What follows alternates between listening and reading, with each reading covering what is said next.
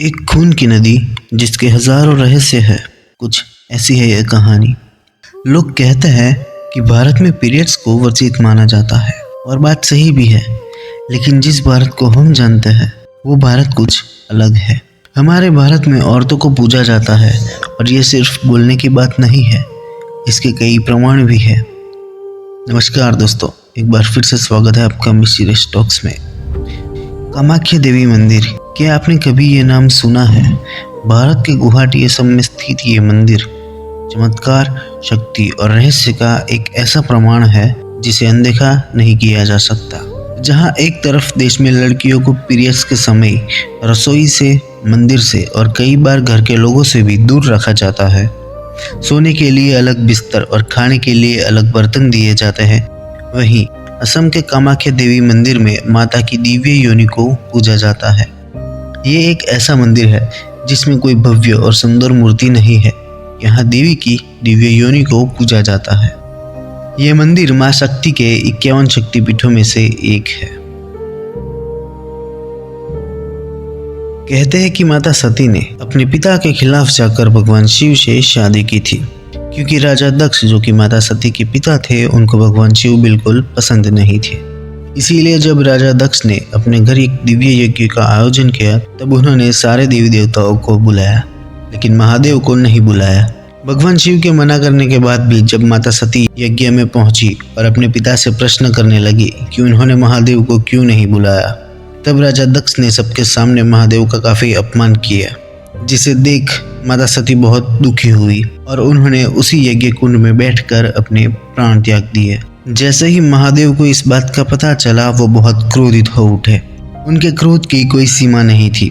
उन्होंने माता सती को अपनी गोद में उठाया और पूरे ब्रह्मांड का चक्कर लगाना शुरू कर दिया, जिसके कारण सारे ब्रह्मांड में हाहाकार मच गया। चारों ओर विनाश के बादल मंडराने लगे थे, सब कुछ तहस नहस होने लगा था और इसी विनाश को रोकने के लिए मजबूरन भगवान विष्णु को अपना सुदर्शन चक्र चलाना पड़ा। सुदर्शन चक्र की वजह से माता सती के शरीर के 51 हिस्से हो गए और जहाँ जहाँ ये 51 हिस्से गिरे, वहाँ पर आज 51 शक्तिपीठ मौजूद है। और उसी समय माता की योनि जहाँ गिरी, वहाँ आज ये प्रसिद्ध कामाख्या देवी मंदिर है। ये मंदिर 8वीं सदी के आसपास बनाया गया था और आज भी यहाँ हर दिन हजारों भक्तों की भीड़ दर्शन करने आती है। यहाँ किसी मूर्ति का न होना और योनि का पूजन डिवाइन फेमिनिन एनर्जी का एक बहुत बड़ा एग्जाम्पल है। The temple is presenting the cycle of life, birth and regeneration. हर साल कामाख्या देवी मंदिर में अंबुबाची मेला लगता है और ये एक बहुत ही बड़ा सेलिब्रेशन है।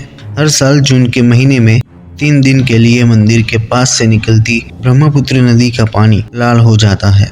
इस घटना को लेकर कई सारी बातें होती रहती है, लोगों के अपने अपने थॉट्स है। कई लोगों का ये कहना है कि नदी का पानी इसलिए लाल होता है क्योंकि वहाँ की मिट्टी में आयरन की मात्रा काफ़ी ज़्यादा है और मॉनसून के महीने में सेडिमेंटेशन प्रोसेस के कारण यहाँ का पानी लाल हो जाता है। लेकिन फिर सवाल ये आता है कि आयरन की मात्रा पूरे साल में सिर्फ 3 दिन के लिए ही ज़्यादा होती है।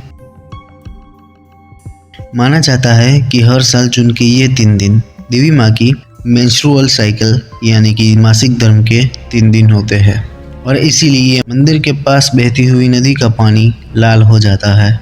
इन 3 दिनों के लिए देवी माँ के दर्शन रोक दिए जाते हैं और माना जाता है कि माता इन 3 दिनों के लिए सिर्फ विश्राम करती है।